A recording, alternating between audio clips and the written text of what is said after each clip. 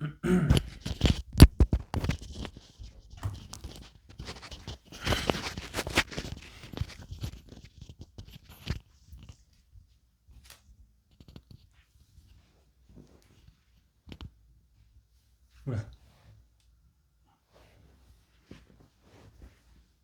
ça devrait aller. Est-ce que vous seriez capable de vous ennuyer pendant toute une journée, de ne rien faire, de glander? Quand je dis glander, c'est vraiment glander, c'est-à-dire être sur son téléphone, regarder un film, ça vaut pas. Il faut vraiment passer son temps à regarder, observer, être silencieux. La sieste pourrait être tolérée. Mais voilà, aujourd'hui je voulais vous parler de ça parce que moi j'adore ne rien faire. C'est un truc qui est absolument génial. Ne rien faire, glander, c'est génial, mais en même temps c'est hyper difficile dans le monde auquel on vit aujourd'hui parce qu'on est sans arrêt, on a été mis dans un cadre, une bulle où celui qui glande, qui ne fait rien, c'est un bon à rien en fait. C'est un glandu, c'est quelqu'un qui perd son temps. Dans un monde de proactivité qu'on est aujourd'hui, voilà, ça n'a pas sa place en fait de glander. Et pourtant, je trouve que c'est super important. Enfin, l'essence même de la vie, c'est ça. On doit pouvoir s'ennuyer. On doit pouvoir compter les secondes, les minutes, les heures qui passent, sans se soucier de ce qui va se passer, de ce que j'aurais pu faire. Euh, donc voilà, c'est quelque chose. C'est un exercice auquel je me suis habitué et que j'apprécie aujourd'hui.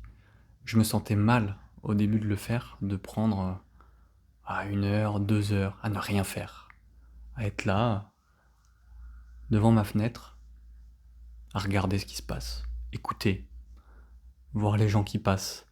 Et bizarrement, je comprends mieux les personnes âgées, parce que je pense que ça vous est arrivé, mais souvent on voit des personnes âgées assises sur des bancs, seuls ou accompagnés, ils sont même parfois en groupe à faire ça, ils sont silencieux et ils observent, et ils ne font rien. Et je les regardais, l'air de dire, mais qu'est-ce que vous n'avez pas mieux à faire que de me regarder, là, je suis en train de marcher, vous êtes là, vous faites rien. Et j'étais même énervé de les voir. Alors, j'étais énervé parce qu'à mon avis, à l'intérieur de moi, j'étais jaloux, peut-être. Peut-être que je voulais faire comme eux. Mais les personnes âgées ont compris.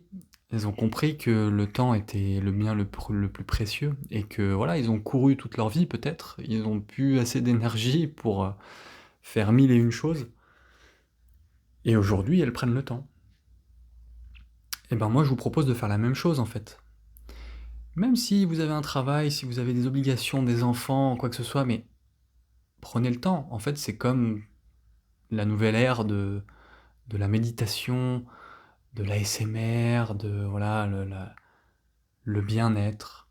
On essaie de revenir à ça, mais en fait, tout simplement, on l'a toujours eu, et il n'y a pas besoin de suivre une vidéo de yoga, de tranquillisante, de méditation pour se sentir mieux. En fait, il faut simplement prendre le temps de ne rien faire, vraiment. Et c'est pas un exercice facile, comme je vous disais tout à l'heure, parce qu'on a vraiment cette conscience de oh là là, je suis en train de perdre mon temps, oh là là, qu'est-ce que les autres vont penser si je ne fais rien? Mais tu te rends compte, là j'ai un petit peu de temps pour moi, ah, je pourrais profiter pour organiser la semaine prochaine, je pourrais en profiter pour appeler ma grand-mère, je pourrais en profiter pour écrire ces lignes dont j'ai envie d'écrire depuis un certain nombre de temps. Ah, j'aimerais bien avancer mon nouveau jeu vidéo. On a mille et une raisons de d'être en activité, de faire tourner notre cervelle. Et on n'a plus du tout pris l'habitude de se poser et de laisser couler le temps. Et je pense que notamment la technologie est pour quelque chose. On est accroché, on est constamment... Notre intention est emprisonnée par la nouvelle technologie, les réseaux sociaux, l'hyperconnectivité. On se connecte très facilement aux autres, à nos amis qui sont peut-être loin, on peut appeler n'importe qui à l'autre bout du monde. Donc forcément, on a des idées, des envies qui sont rassasiées tout de suite. Maintenant, on veut tout de suite un résultat. Et c'est vrai que les anciens, eux, n'ont pas connu ça.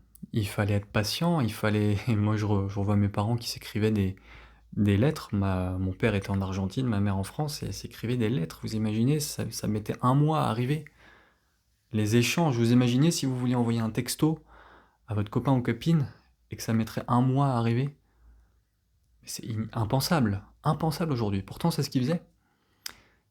Et les anciens fonctionnaient comme ça. Ils avaient tout le temps devant eux, tout était plus lent, tout était plus posé. Ils étaient beaucoup plus dans le moment présent.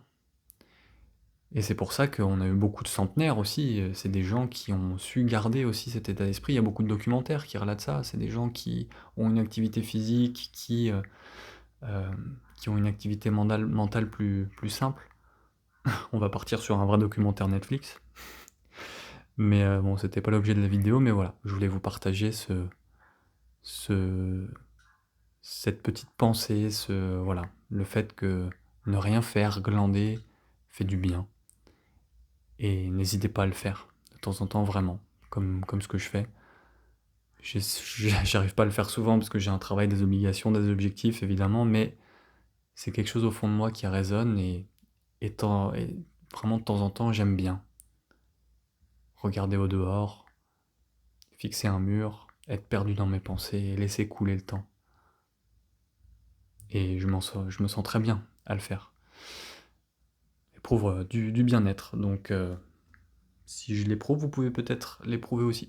Voilà, donc je vous invite à essayer. J'espère que vous avez apprécié ce petit moment de partage. À très bientôt.